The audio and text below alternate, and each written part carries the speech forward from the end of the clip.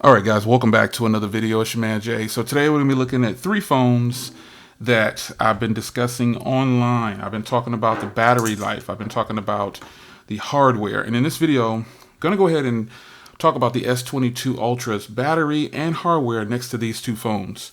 So first things first is the hardware. The battery is a small conversation. This is about the hardware because I've posted multiple times online that I like both of these phones for hardware better than the S22 Ultra. In this video, we're going to talk about why I like them better.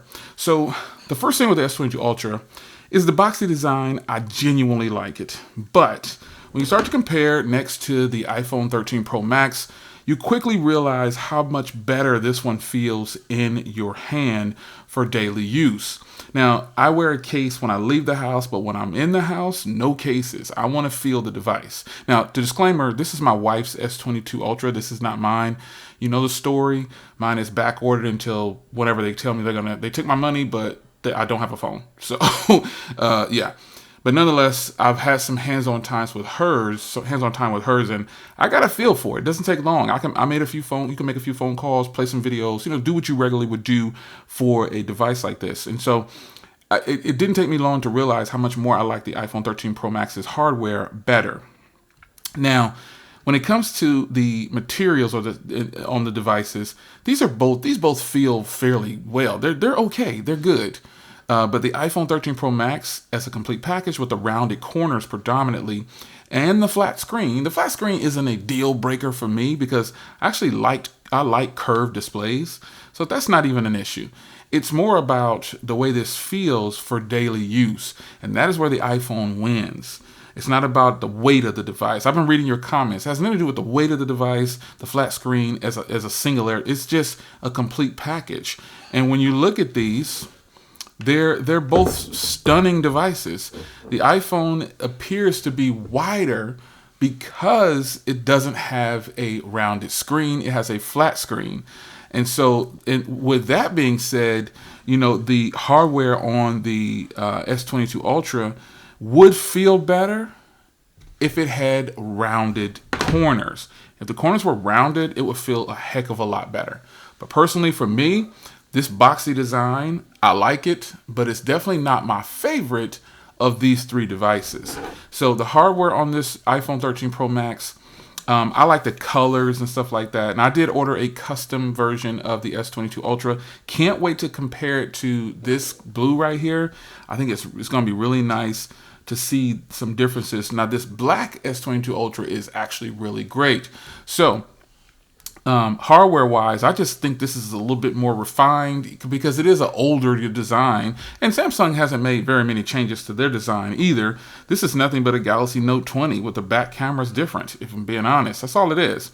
But this is just more comfortable to hold for long use, and it's just a more refined design. It's something I know, and I'm not even an Apple fan. I'm an Android guy. Now, I'm not even going to discuss battery between these two because the iPhone beats both of these devices when it comes to battery. Now, what I will discuss is the hardware now for the Z Fold 3 versus the S22 Ultra. To me, this is much better hardware because it has the flat sides, obviously, and it has that brushed aluminum look on the sides right here. I don't even like the stainless steel sides on the iPhone, but it's still better than the S22 because it's flat. The curve makes it have narrow, thin volume rockers and things like that. And over here, Samsung doesn't really have to have these slim volume rockers like that, but they do. They could have a more flat design, just like the power button, because there's room for it. It can do it. But having that power button with the fingerprint reader, it's way better than the fingerprint reader or any kind of facial recognition. The facial recognition on these are both pretty much the same, but the in-screen fingerprint readers just don't match hardware fingerprint readers, in my opinion. It really doesn't matter which phone it is.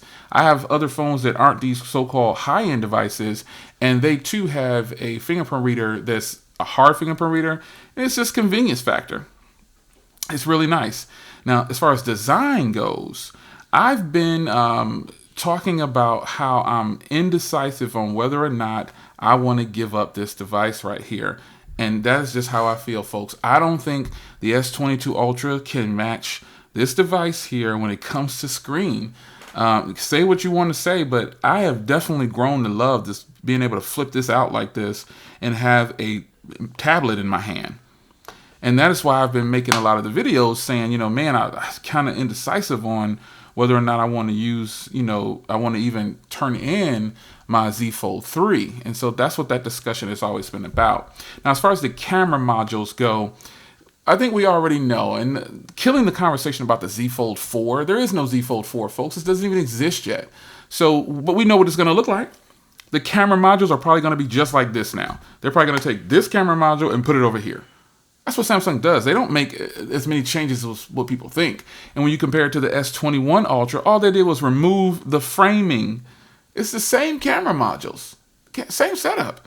They just removed the framing around it. I personally like how this frame looks right here. It's very uniformed. And I like how this looks. It's uniform. I like them both, And if Apple would have had the 3 going down like this, I would have liked that too. I like this camera module too. It doesn't bother me at all. But I think when it comes to hardware, I definitely like the Z Fold 3 better. Just that brushed, that flat metal looking, I just love it so much. That's just beautiful right there. And I think that is the way a smartphone should be made, not with these stainless steel glossy sides. I do not like these sides, and that's just personal preference. And again, as far as hardware goes overall, you just can't beat this canvas. This is incredible. This is a wonderful device. And now I want to talk about battery versus this device. So let me get into the battery here. Unlock her phone and get in here. And remember, again, disclaimer, this device is not mine, but she has reported that her battery life is stellar for what it is. Now, she's had this for a week now, probably, I think, and you'll see both of our battery lives compared to each other. Now, I'm at 58% and she's at 59%. Now, on mine, my battery has obviously been getting used for longer. She's had this for a week.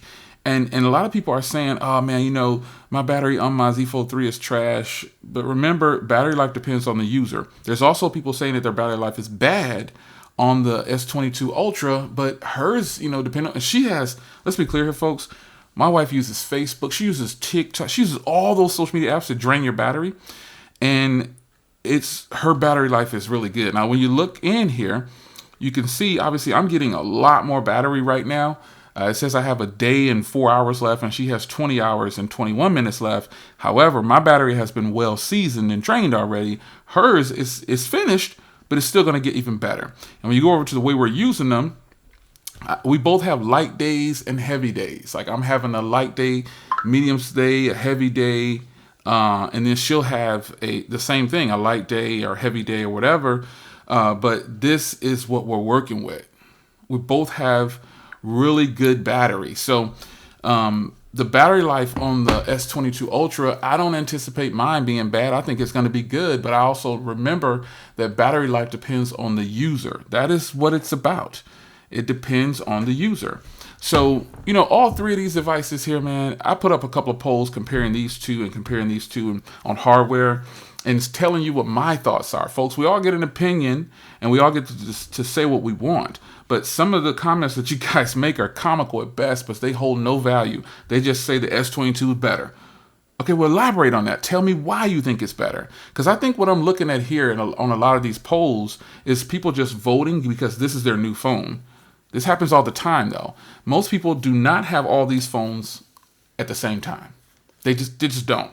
This is what, about $2,000, $3,500, roughly almost $5,000 in cash paid for these phones, debit card, if you will, whatever you want to look at it. Most people don't do that with their phones because they're tech enthusiasts, but they swap in and out. And you know what? Even I do that. That's why I opted to trade this. But the iPhone 13 Pro Max is such a good phone, folks. I'm going to have trouble letting this go for the 14 if I decide to do that. I don't know. But normally what I'll do is whatever phone I have, I'll have more than one. I have a smaller and a big one, and I'll trade in one of them. But the iPhone 13 Pro Max, we do have a 13 and we have a 12, a 12 mini. But the 13 Pro Max has just been the best iPhone all around for anybody that's using an iPhone.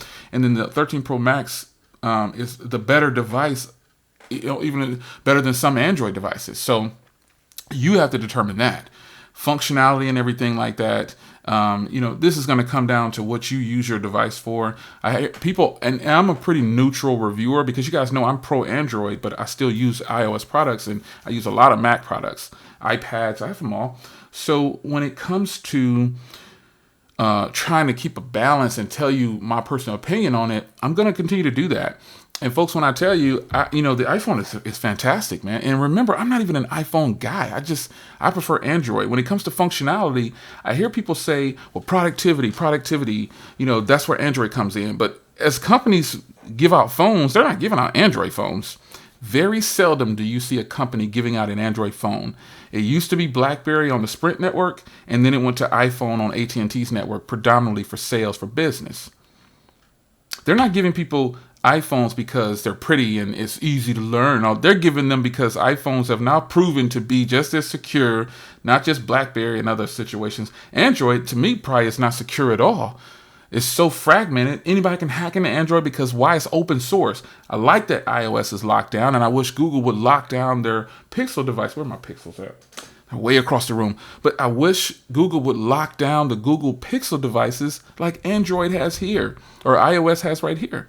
Lock it down, man. Make it exclusive. Make people want to get into your ecosystem, because right now, the messaging app on my Samsung devices defaults to Google. It shouldn't be that way, in my humble opinion. I don't think people are buying iPhones just for status. That's so played out to me. People are buying iPhones because they're good devices, period. FaceTime and FaceTime and iMessenger used to be my argument as to why people use them. But now that I've forced myself to use this device for the last 3 to 4 months or whatever, I understand it just flows, man. It integrates very easily. And it's not about being stuck in Apple's system, because I'm technically stuck in Android's system, because I purchase way more things in Google Play Store. I purchase movies. I buy movies. I do it if I want to. If it's something that I don't want to get on DVD or something like that, or Blu-ray, I'll just buy it so I can access it anywhere. And I have a ton of money invested into Android. But at the same time, I don't think anybody is stuck with iOS. I think that argument has gotten so old, and I'm not like singling anybody out, but that's a lame argument at this point. I feel like people are buying iPhones because they flow easily into their lifestyle and they're really accessible. And you can have an old iPhone that's still going to work better than some of these flagships that Android brings out. And that's a fact. And if you're into Android, if you're into updates, iOS is updating phones that are 7, 8 years old. Come on. You got to see it for what it is. That is why people probably buy iPhones. They can get their child one for $49 when they add a line or start a line with Cricket or something like that, or port the number or whatever. And you can get free phones with Android, but the free phones for Android, or the $49 Android phones, do not measure up to iOS's $49 devices. Keep it real, folks.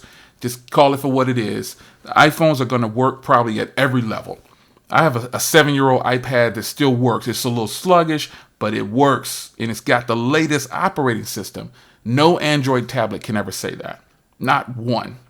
So when it comes to these 3 devices, if I'm ranking them in like the order I really like them the most, and like performance and stuff like that, this outperform, like, okay, how do I say it? This has the more powerful internals, but this device right here is really functional, and it gives me a little bit more.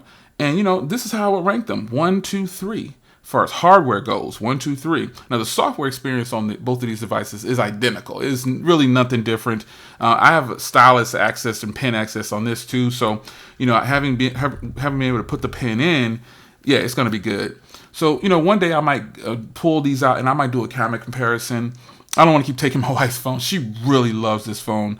And I know you don't know my wife personally, but if you've been following the channel long enough, you know she carries an iPhone, and then she carries whatever big Samsung devices out. So she had an S22 Ultra and a Z Flip, and now she's carrying this as her daily Samsung device along with her iPhone 13. So it's your man Jay. Hope you guys enjoyed the discussion. Hardware-wise, this is just some of the best hardware, and this is phenomenal, and this is good to me. There's nothing stellar about this to me, but it's really nice. Hope you enjoyed the video discussion. Leave a comment down below, and I know you guys are going to light it up in the comments. I'll see you in the next one. Take care.